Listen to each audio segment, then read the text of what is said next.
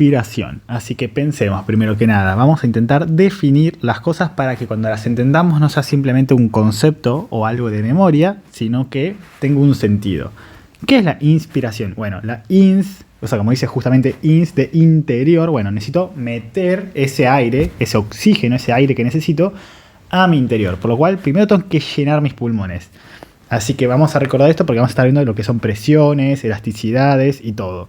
Por lo cual, las cosas van de un lugar donde hay mayor concentración a menor. Vamos a decir como si fuera justamente un vaso que tiene mucho líquido. Vamos a poner acá, no sé, un poquito de agua, digamos.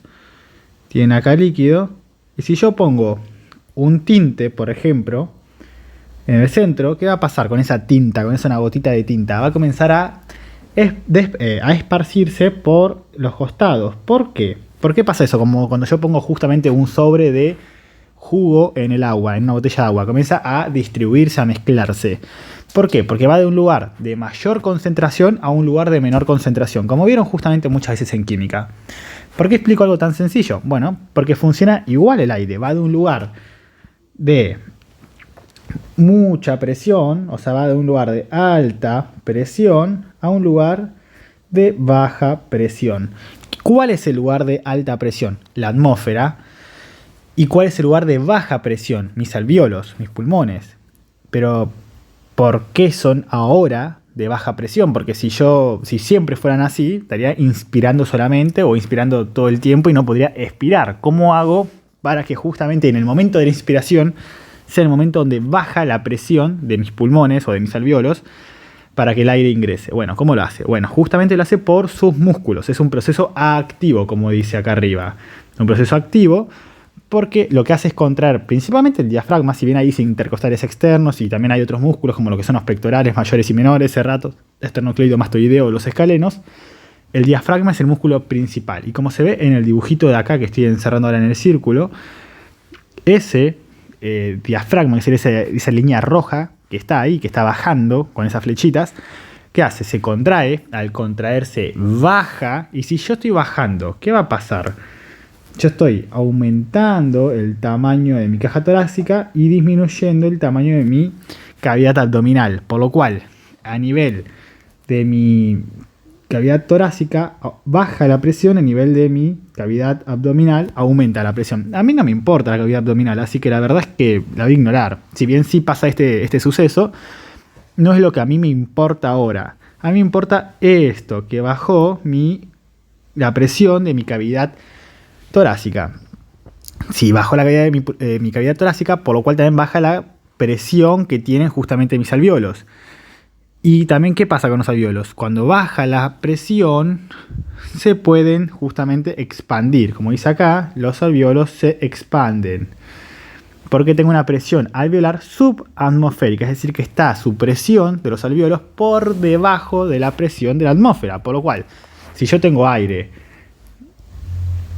en la atmósfera, esto sería atmósfera, y tengo acá aire, ¿el aire hacia dónde va a ir? A un lugar donde hay menor presión, que sería este justamente que está a la derecha, que son los alvéolos. Entonces, ¿cómo se da la inspiración? Por un gradiente de presión generado justamente por la contracción del diafragma bajando y aumentando el tamaño de mi cavidad torácica. Si aumenta esto, por lo cual tienen más espacio para expandirse mis alvéolos, al aumentar justamente la su radio, disminuye la presión. Y eso. ¿Por qué disminuye la presión si aumenta su radio? Bueno, vamos a decir, yo a un gas o a una cantidad dada voy a tener menor presión o mayor presión dependiendo del diámetro de ese espacio. ¿A qué significa todo esto en español? Bueno, yo tengo acá un vaso sanguíneo. Dentro de este vaso sanguíneo tengo 20 mililitros. El vaso sanguíneo está lleno. No le entra una gota más. Por lo cual, ¿cuál es la presión que ejerce, digamos, sobre sus paredes? Bueno, la verdad es que muchísima, porque está llenísimo. Imagínense una botella que la llenan al máximo, al máximo, al máximo. Va a estar muy, muy apretada. Pero ¿qué pasaría si ahora la botella es más grande? O si este vaso sanguíneo es más grande. Tendría menor presión. Esto seguramente les pasó alguna vez con una botella de gaseosa llena al máximo. Y si la quieren doblar o si la quieren apretar, ejerce mucha resistencia porque está llena. Si en vez la botella está vacía, es más fácil doblarla. ¿Por qué? Porque la verdad es que no ejerce resistencia, no tiene una menor presión dentro de ella. Así que bueno, acá, obviamente, aunque entren también 20 milímetros de líquido, sangre, lo que quieran en este ejemplo, la verdad es que va a tener una presión menor. Así que también le pasa al pulmón, obviamente, al tener un radio mayor, porque le permite justamente eso, el expandir el tórax, va a tener mayor radio de sus alvéolos y por lo cual la presión de estos va a bajar, va a ser subatmosférica, va a ser por debajo de la presión de atmósfera, por lo cual el aire va a ingresar por un gradiente de presión. Como detalles de la inspiración, ¿qué más puedo agregar? Bueno, primero que está la inspiración pasiva, que es justamente la inspiración, digamos, donde yo movilizo un volumen corriente, es decir, 500 mililitros, que es, digamos, la inspiración, vamos a decir, de forma automática. Vieron que uno respira de forma automática a veces y a veces uno puede decir, estoy respirando, a ver. Bueno, eso no. Estoy hablando de cuando uno respira de forma automática sin pensarlo ni nada. Eso es, bueno, lo que estuvimos viendo. Es un proceso activo por el diafragma y los intercostales externos. Lo que hace es bajar la presión atmosférica de los alvéolos, etcétera, todo lo que estuvimos hablando. Pero tengo lo que es la inspiración forzada, por ejemplo, lo que hice recién cuando intenté esforzarme y respirar más, como eso. Bueno, esa inspiración forzada, eso que uno intenta meter más aire, intervienen otros músculos secundarios de la inspiración. ¿Cuáles? Los pectorales, sea mayor o menor, serratos mayores, esternocleidomastoideo, los escalenos, etcétera. ¿Qué va a pasar? Bueno, las pleuras se van a separar aún más entre ellas, por lo cual aumenta aún más el volumen de tórax y por lo cual la presión justamente de los alvéolos va a disminuir aún más, por lo cual va a permitir que ingrese más aire. Así que bueno, ¿qué pasa con las fuerzas elásticas y pulmonares que tanto vimos antes? Bueno, ¿qué va a pasar? Vamos a hacer un dibujito acá. Esto sería mi capacidad pulmonar total, que son 6.000 mililitros. Por acá más o menos vamos a decir que tengo lo que es mi fuerza elástica torácica y por acá tengo la fuerza elástica pulmonar, que estaba en 0 mililitros y estaba en 70% de mi capacidad pulmonar total, mi fuerza elástica torácica. Entonces vamos a borrar esto para que no me moleste. Vamos a decir, si yo estoy inspirando, ¿hacia dónde voy a estar yendo? ¿Hacia la izquierda o hacia la derecha en esta tablita, en este gráfico que acabo de hacer acá? ¿Hacia dónde estoy yendo? Bueno, si yo justamente estoy inspirando, vamos a mover un poquito para la derecha, así tengo más espacio. Ahí está. Si yo estoy, digamos, inspirando, ¿hacia qué lado voy a estar justamente moviendo esta gráfica? Bueno, lo voy a estar moviendo hacia la derecha. ¿Por qué? Porque a la izquierda tengo el 0 y obviamente si estoy metiendo aire no estoy yendo a 0, estoy llenándome, estoy acercándome a mi capacidad pulmonar total, aunque esté lejos, no importa, pero estoy yendo hacia esa dirección. Fijamos que yo estoy acá, si estoy metiendo aire, estoy yendo hacia la derecha. Entonces, ¿qué pasa con todo esto? Bueno,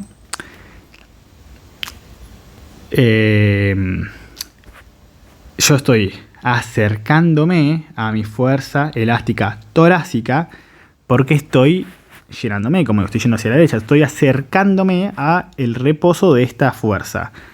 Por lo cual me estoy alejando de la fuerza elástica pulmonar. ¿Por qué aclaro esto? Porque si yo les pregunto ¿cuál fuerza va a ser más fuerte? Obviamente ya sé que estoy repitiendo las palabras, pero si yo me estoy alejando de la fuerza elástica pulmonar, ¿cuál va a ser la fuerza elástica más fuerte? ¿La torácica o la pulmonar? Vamos a decir que ahora estoy acá. Este es el punto donde me encuentro ahora después de mi inspiración, a modo de ejemplo. No digo que sea el valor real, sino a modo de ejemplo. ¿Cuál va a ser la fuerza que predomine? La fuerza elástica pulmonar, porque al estar más lejos va a ejercer más fuerza, porque está intentando ejercer más fuerza porque está, como digo, más lejos. Si yo agarro una banda elástica, su punto de reposo es medir esto. Y si yo la estoy alargando así, va a estar ejerciendo aún más fuerza para poder volver a su tamaño original. Si yo la dejo chiquitita, al contrario, su fuerza va a ser muy pequeña, porque no la estoy alejando de su punto de reposo. Entonces, mientras yo más aleje, por ejemplo, en capacidad pulmonar total, realmente Las dos fuerzas van a estar yéndose a la izquierda en este caso, pero la que va a predominar igual va a seguir siendo la pulmonar. Y en vez, si yo estoy después de una expiración, me encuentro por ejemplo acá, la fuerza que va a predominar va a ser la torácica, porque justamente quiere llevar el pulmón hacia la derecha. Entonces eso es a modo de ejemplo para que recuerden. Si yo estoy inspirando, la fuerza que va a estar predominando después de la inspiración va a ser la fuerza elástica pulmonar, porque quiere sacarse ese aire. Obviamente la fuerza esa apunta a algo que decimos colapso. La fuerza elástica pulmonar intenta llevar a los pulmones al colapso, cuando la fuerza elástica torácica lo que quiere llevar es a la expansión del tórax, justamente. Así que bueno. Y después, como últimos datos, bueno, vamos a hablar de lo que es la expiración. A ver, la expiración, tengo también dos. Vimos que teníamos la inspiración pasiva y la inspiración justamente forzada. ¿Qué hace referencia a esto? Una que es justamente, como que digo, en modo automático, sin estar pensándolo, sin estar forzándome. Que bueno, la expiración tranquila tiene una diferencia con la inspiración pasiva. La expiración es, como dice acá, un proceso pasivo, es decir, no hay una contracción muscular. No me estoy esforzando justamente en poder contraer esos músculos. Simplemente se da por un retroceso elástico de los músculos que se habían contraído antes, y también por las fuerzas tanto elásticas, por ejemplo la pulmonar.